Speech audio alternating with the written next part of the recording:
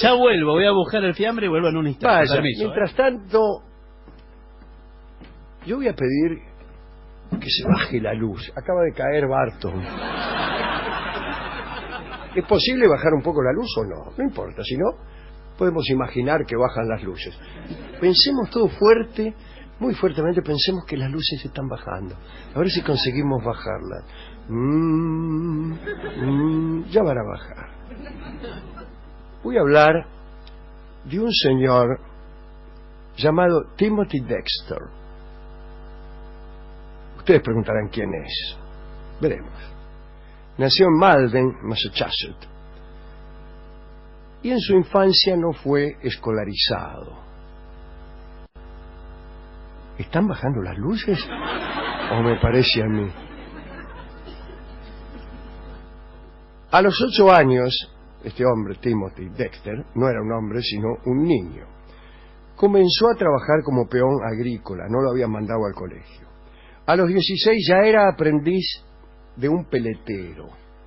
En 1769 se desplazó a Newburyport, en el mismo estado donde inició su carrera mercantil.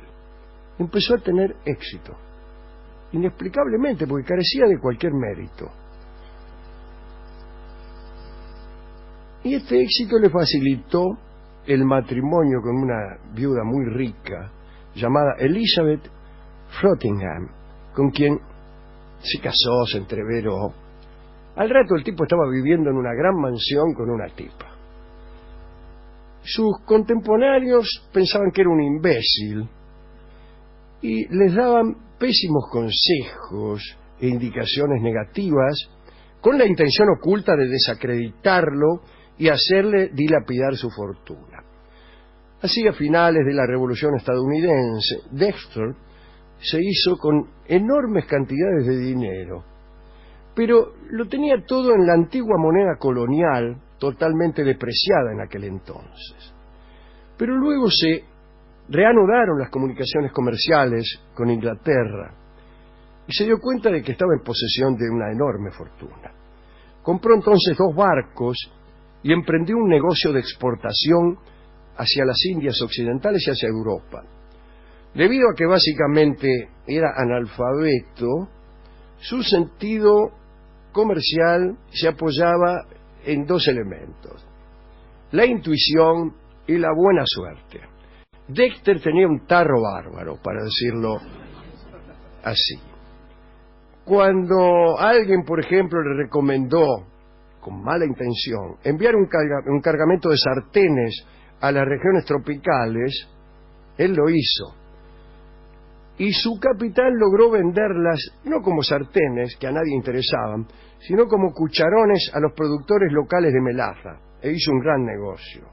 Más adelante envió, por ejemplo, unos abrigos de lana también a las regiones tropicales, y unos mercaderes asiáticos los compraron para exportarlos a Siberia, y también hizo un gran negocio.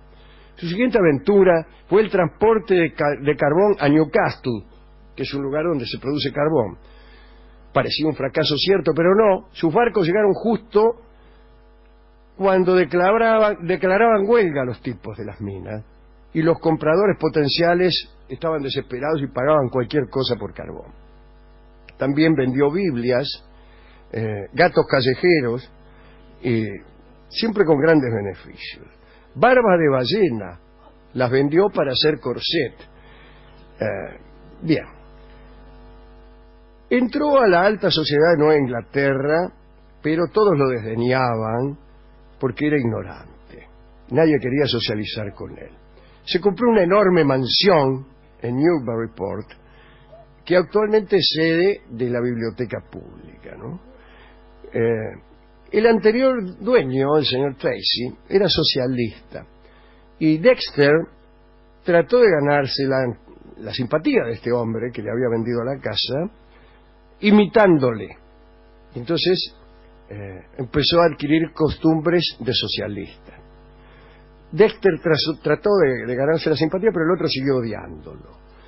Las tensiones familiares, porque tenía una hija y un hijo que se llevaba muy mal con ellos, en fin.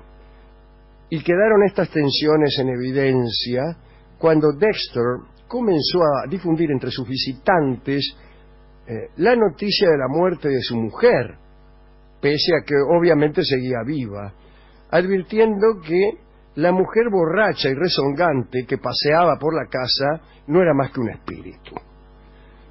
Bueno, adquirió nuevas propiedades, decoró y compró otra nueva casa que tenía un mausoleo personal, una cúpula coronada por un águila dorada y un jardín con más de 40 estatuas de hombres célebres, entre ellos George Washington, William Pitt, Napoleón, Thomas Jefferson y, por supuesto, él mismo, Timothy Dexter. Y tenía una inscripción, aquella estatua, que decía: soy primero desde el este, primero desde el oeste y el mayor filósofo en el mundo occidental. Y bueno, nada más.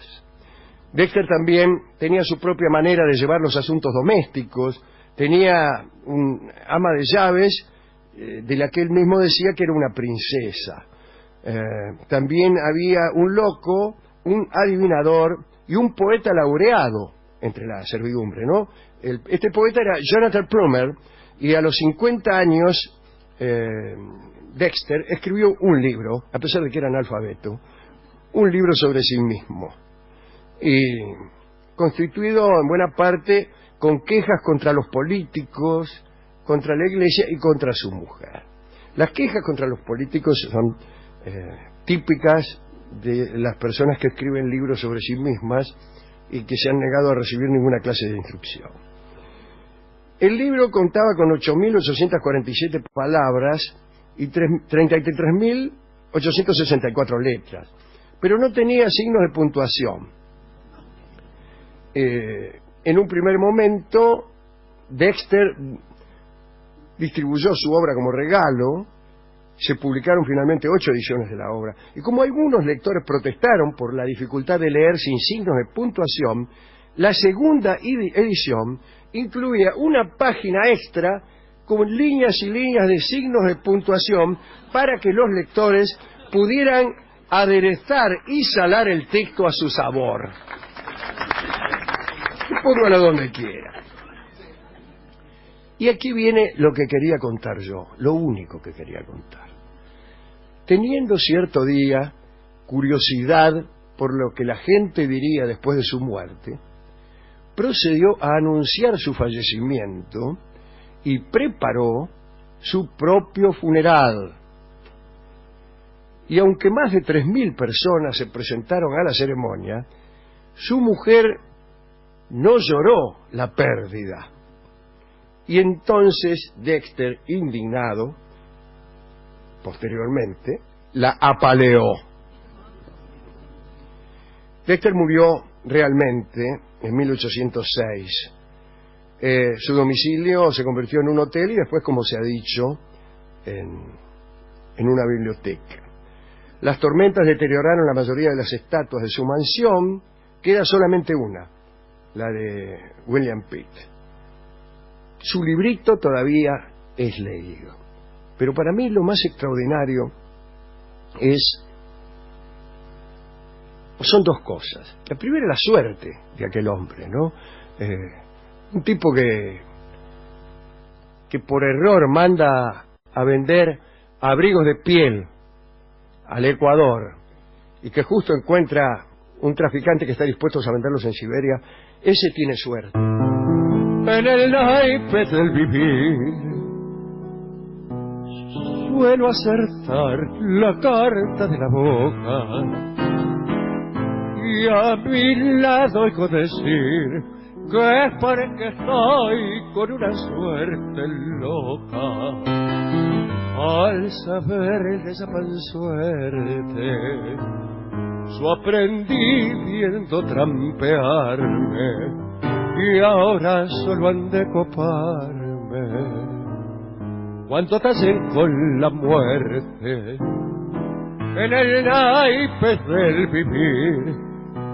Para ganar primero perdí.